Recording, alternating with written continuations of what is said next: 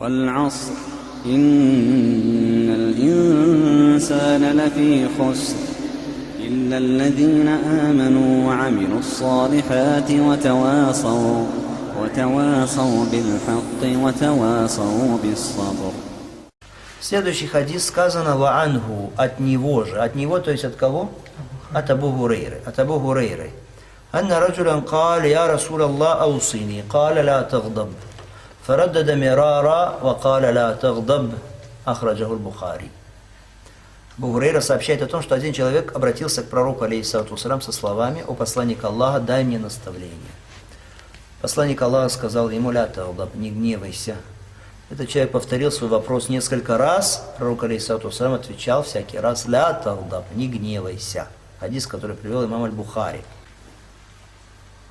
Комментаторы к Булуг аль-Марам говорят, что этот хадис уместней было бы привести автору после хадиса, который мы разбирали до этого, «Лейса шадиду бисура», то есть сильный не тот, который может перебороть кого-то в поединке, а сильный тот, кто может сдерживать свой гнев. Помните этот хадис? Потому что этот хадис, он близок по смыслу к тому хадису. Как бы то ни было, человек пришел к пророку, алейхиссалату вассалям, попросил у него совета, наставления. И ему посланник Аллаха, саллаллаху алейхи вассалям, дал наставление: «Ля тагдаб», не гневайся. Пророк, алейхиссалату вассалям, когда дает наставление всегда в соответствии с личностью этого человека, с его недостатками, с его положением. Этому человеку на вопрос «посоветуй мне», он говорит ему «ля тагдаб». То есть мы можем сделать вывод какой, что скорее всего этот человек, его недостатком было то, что он не мог сдерживать свой гнев и свое раздражение. То есть пророк, алейхиссалату вассалям, знал, что этот человек очень быстро раздражается и быстро гневается. Поэтому он не сказал ему «бойся Аллаха», здесь не дал такой совет. Или не сказал ему «не лги». Хорошо. Не сказал ему, например, совершай побольше намазов в данном случае, а именно ему дал какой совет? «Ля тагдаб», не гневайся. То есть на что это указывает? Что пророк сам знал, что этот человек, он быстро воспламеняется и гневается. «Ля тагдаб», не гневайся. Не гневайся означает ли это, что этот человек должен лишиться чувства гнева?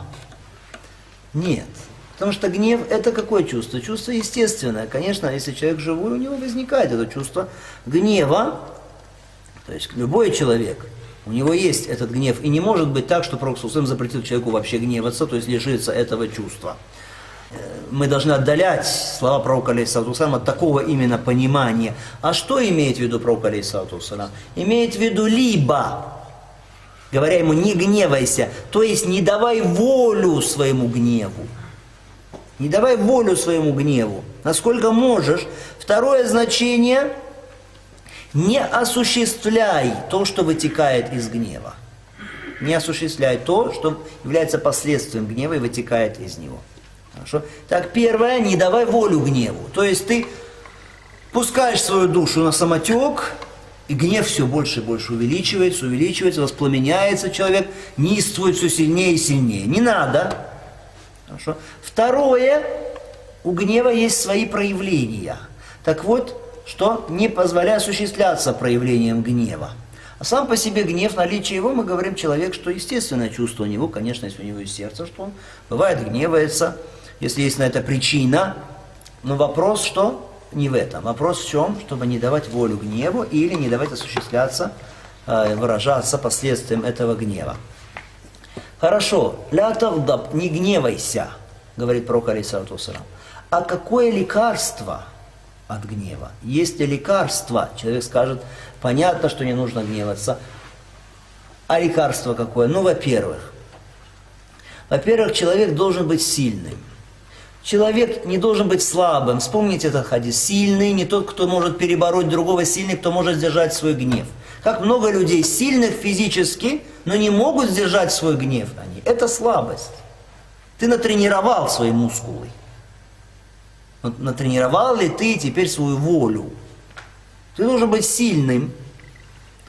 Ты должен уметь владеть своей душой, своим нафсом, чтобы нафс не завладел тобой. Так, это человек сильный, который может владеть своим нафсом, своей душой. Итак, это во-первых. Во-вторых, ты должен прибегнуть за защитой к Аллаху Субхану ва Тааля от прогоняемого шейтана. Потому что пророк, алейхиссалату вассалам, когда увидел одного человека, как он гневался, он сказал: «Инни алиму калиматан лау калаха ля захаба анху ма яджид». Я знаю такие слова, что если бы этот человек произнес их, то состояние, в котором он находится сейчас, что он чувствует, покинуло бы его. «Лау каля аузу билляхи минаш шейтани раджим». Если бы он сказал: «Прибегаю к Аллаху от прогоняемого шейтана». Многие братья гневаются, и не слышишь из их уст этих слов. «Аузу билляхи минаш шейтани раджим». Почему прибегать к Аллаху за защиту от шейтана? Причина ясна, потому что гнев – это уголек, который шейтан бросает в сердце человека. Третье лекарство советует уляма – совершить омовение.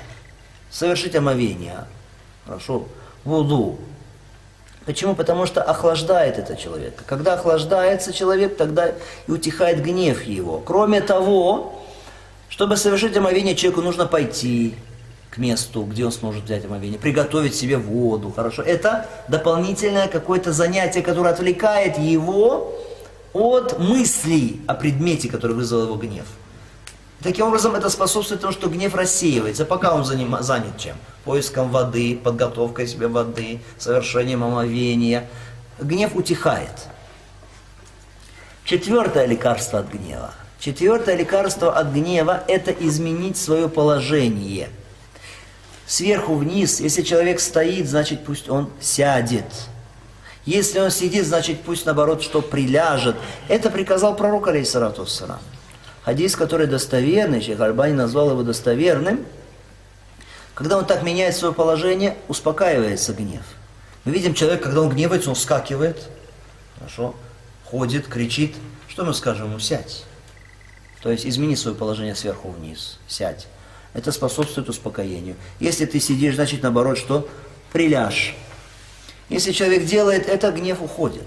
Гнев уходит.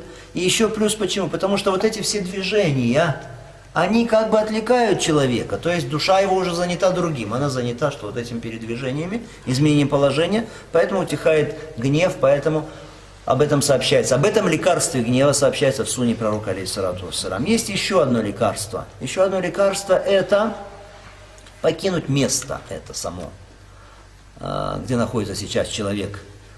Там, где пришло к нему состояние гнева. Если у тебя какая-то ссора внутри семьи, хорошо, или какой-то конфликт с семьей твоей, например, не нужно продолжать находиться там. Хорошо.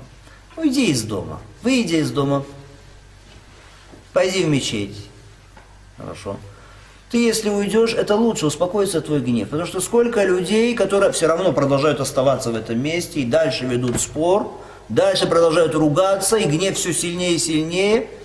Ссора потом перерастает уже в страшный конфликт или в рукоприкладство. Потом человек жалеет об этих последствиях. Уйди из этого места, успокоится гнев. Ты подумаешь, где ты был прав, где ты был неправ. Это лучше. Другой вот из этого хадиса – мудрость пророка, алейхиссалату вассалам. Каждому человеку он советует то, что ему необходимо именно.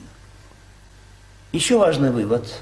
Человеку, которому задается вопрос, если он отвечает на чей-то вопрос, он должен смотреть, с кем он говорит. И каждому отвечать в соответствии с его уровнем. Если простой человек, который не понимает каких-то сложных слов, значит, ты ему должен отвечать как? Простыми словами. Если он пришел к тебя и спросил, например, есть мясо верблюда, нарушает омовение? Да, нарушает омовение. Хорошо? Так правильно, так в сунне. Все. Если ты ему начнешь говорить в таком-то сборнике, так-то передано, хорошо, и некоторые из уляма поняли так, правильное понимание этого так, а мудрость этого предписания, некоторые говорят, мудрость этого, это та'будия, то есть просто так поклонение Аллаху Субхану Тааля через это, а другие говорят, потому что верблюды созданы из шейтана, поэтому нужно совершать омовение, а третьи говорят, что мясо верблюда, оно дает много энергии человеку, вызывает раздражение в нем, бурлит его кровь, поэтому нужно взять омовение, а четвертые говорят, мудрость этого подчинения пророку алейхиссалату вассалам. И ты даешь ему такой ответ, хорошо, этот человек, для него это на его уровне, это ответ, нет, не на его уровне. Каждому давай, что в соответствии с его уровнем, как понимает он, чтобы его разум был в состоянии воспринять твой ответ. Но здесь еще один важный вопрос. Тоже это из адабов, в общем-то, ответа, из норм, норм ответа. Если кто-то задает тебе какой-то вопрос, пришел человек и задает тебе вопрос, а ты видишь со стороны этого человека какое-то нарушение установления Аллаха Субхану Тааля, то очень уместно воспользоваться этой ситуацией и дать ему наставление по поводу его прегрешения. То есть, если человек пришел задать тебе вопрос, а этот человек, ты видишь, что он бреет бороду, сбривает бороду, это грех. Или человек носит очень длинные брюки, опускает свою одежду ниже лодыжек. Ты ему, давая ответ на вопрос, не упусти возможности дать ему насихат, дать ему наставление по поводу того прегрешения, которое он совершает. Пример этого, посмотрите, Юсуф алейхиссалам. С ним сидели в темнице двое, которые увидели сон. Знали, что Юсуф человек праведный, что он может давать толкование снам, и обратились к нему с вопросом, что он сказал им. Он сказал им, «Я сахибей сиджин, о мои товарищи, два товарища по тюрьме, а арбабу мутафаррикуна хайрун, амиллаху л-вахидул кахар». Много ли божеств лучше, много ли господ лучше, которым поклоняются, или Аллах, единый, всепобеждающий? То есть он им, давая ответ на их вопрос, указывает им на что? На самое главное, это необходимость сторониться многобожия, чтобы не поклоняться никому, кроме Аллаха Субхану Тааля, не взывать с мольбами никому, кроме Аллаха Субхану Тааля.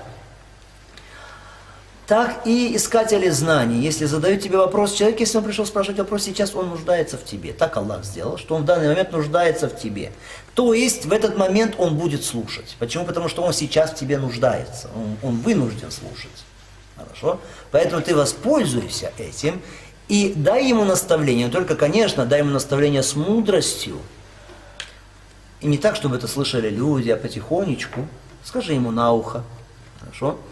И будет польза, двойная польза. Ты ответишь ему на его вопрос, во-первых. Во-вторых, ты дашь ему наставление. Другой вот из этого хадиса, что человек, который задает вопрос, ему разрешается повторять свой вопрос несколько раз. Но только при каком условии? Что он это делает для того, чтобы утвердиться в понимании ответа. Хорошо? Для того, чтобы удостовериться. Но не для того, чтобы высказать возражение. Чтобы просто воспротивиться ответу. Здесь пророк алейхиссалату вассалам говорит ему на вопрос, дай мне наставление, говорит ему ля тагдаб, не гневайся. Человек повторяет свой вопрос. Почему повторяет сподвижник свой вопрос? Неужели потому, что он хочет возразить пророку алейхиссалату вассалам? Нет.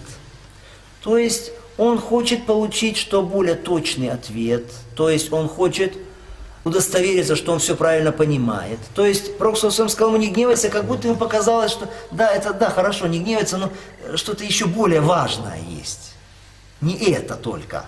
Хорошо, он хочет что-то, чтобы еще сказал ему пророк алейхиссалату вассалам что-то. Но пророк алейхиссалату вассалам дает ему только это наставление. Ля тагдаб, не гневайся. Значит, человек, который задает вопрос, может повторять свой вопрос, хорошо, если он ждет какого-то другого ответа. Сподвижник здесь ждал какой-то другой еще ответ от пророка алейхиссалату вассалам, что он даст ему другие наставления. Поэтому, если ты ждешь еще какой-то другой ответ, тогда можешь повторить вопрос. Или хочешь удостовериться, можешь повторить вопрос. Хорошо? А в противном случае повторять вопрос, что смысла нет. Другой вывод из этого хадиса, что человек, он, если приходит к нему гнев, не должен давать волю своему гневу, должен сдерживать свой гнев, подавлять свой гнев, насколько он может сделать это. Потому что сколько людей, которые разгневались и в гневе своем совершили вещи, о которых потом очень сильно сожалели. Сколько много вопросов спрашивают люди, Вопросы нескончаемые. Вопрос звучит так: я был злой, я разгневался и дал своей жене развод. Или я разгневался и дал третий развод. И подобные ситуации, подобные вопросы приходится разбирать очень часто. Поэтому сильный тот, кто может сдержать свой гнев, а не тот, кто может перебороть другого в поединке. Это что касается данного хадиса.